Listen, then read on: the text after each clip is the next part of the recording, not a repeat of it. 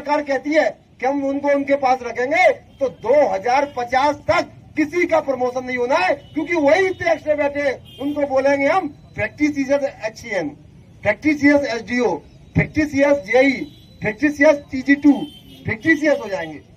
जैसे होता है ना फैक्ट्री सीएस एरियर आपका जो है, उसका क्या होता है, फैक्ट्री सीएस एरियर का पीढ़ी होती है परमानेंट डिस्कनेक्शन। तो आपका क्या होगा 1 साल बाद काम करने के बाद, परमानेंट पीढ़ी। अब जाइए भैया, आपको कोई नहीं पूछ रहा। तो भैया अगर पीढ़ी से बचना है तो आज लड़ना है, ये संकल्प लेके जाओ जो यहाँ से। समझ में आ रही ना आपको जो है कि तो तीसरा विकल्प पीढ़ी वाला किसको पसंद है भैया?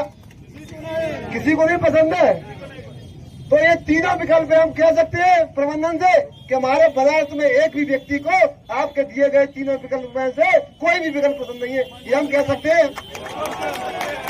साथियों, हम एक परफॉर्मा देंगे बहुत जल्दी और हम कहेंगे कि आपके द्वारा फलाने पत्र में दिए गए तीनों विकल्पों को एक ध्वनि मत से सर्वसम्मति से सभी कर्मचारी अभियंताओं ने अस्वीकार कर दिया है। किसी को भी ये तीनों प्रस्ताव मंजूर नहीं है और हम लोग सरकारी सेवा में आए हैं और सरकारी में रहेंगे। अगर आपको जाना है तो जाइए, ठीक है ना भाई?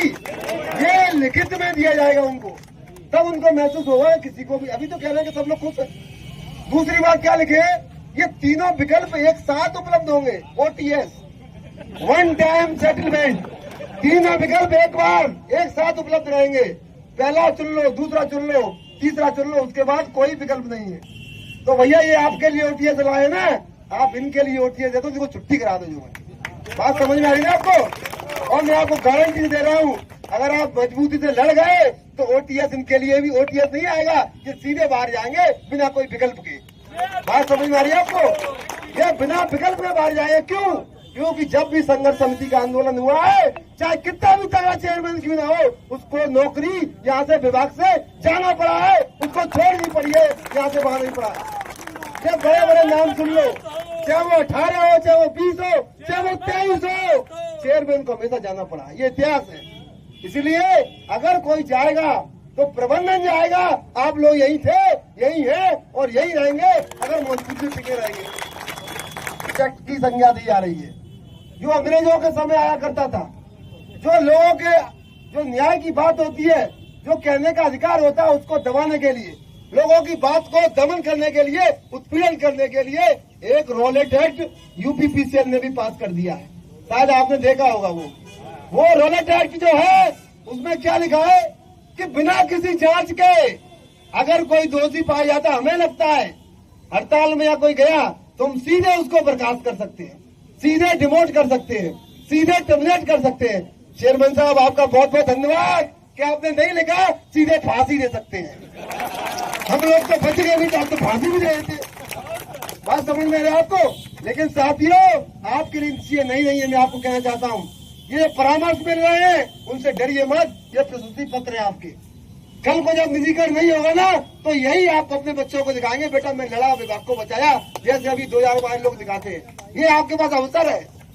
अगर निजीकरण हो भी जाएगा, अगर भगवान को मंजूर होगा, तो भी आप दिखाएंगे कि बच्चा मैं लड़ा, मैं कायरों की तरह छुपा नहीं था, मैं बादलों से लड़ रहा था। ये पत्र जो है मेरा प्रमाण है लड़ने का जो है।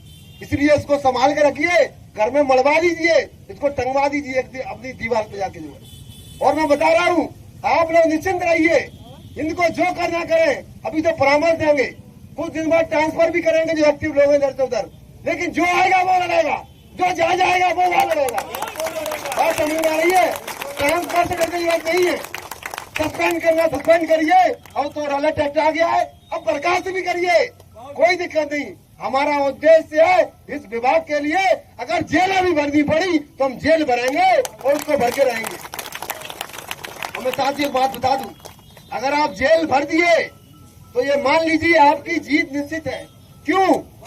ऐसे नहीं कि मतलब हमारी संख्या बहुत है, जीत इसलिए निश्चित है कि अगर हम जेल में चले गए तो बिजली कोई चला नहीं पाएगा साहब। अगर आप यहाँ धरना देते रहे तो प्रशासन के लोग आएंगे, जबरदस्ती उठा के ले जाएंगे और आपसे बिजली चलवाएंगे। तो अगर जेल में चले गए आप सम्मान से जाओगे। जेल में जो कैदी होंगे वो भी आपको तारीफ करेंगे, ये है सारे लोग जो है जो विभाग को बचाने के लिए खुद ही चले आए। वहाँ पे भी स्वागत होगा आपका, और जब विभाग का जीकर रुक जाएगा तो माला पहन के वापस आओगे, फिर भी आपका स्वागत होगा।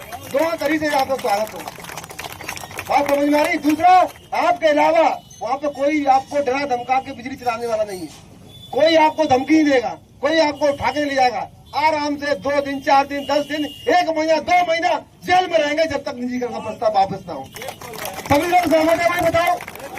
ये बनारस की क्रांतिकारी बाबा विश्वनाथ की धरती से ये आह्वान करिए कि चाहे हमें जेल क्यों जाना पड़े, हम लोग निजीकरण नहीं होने देंगे और किसी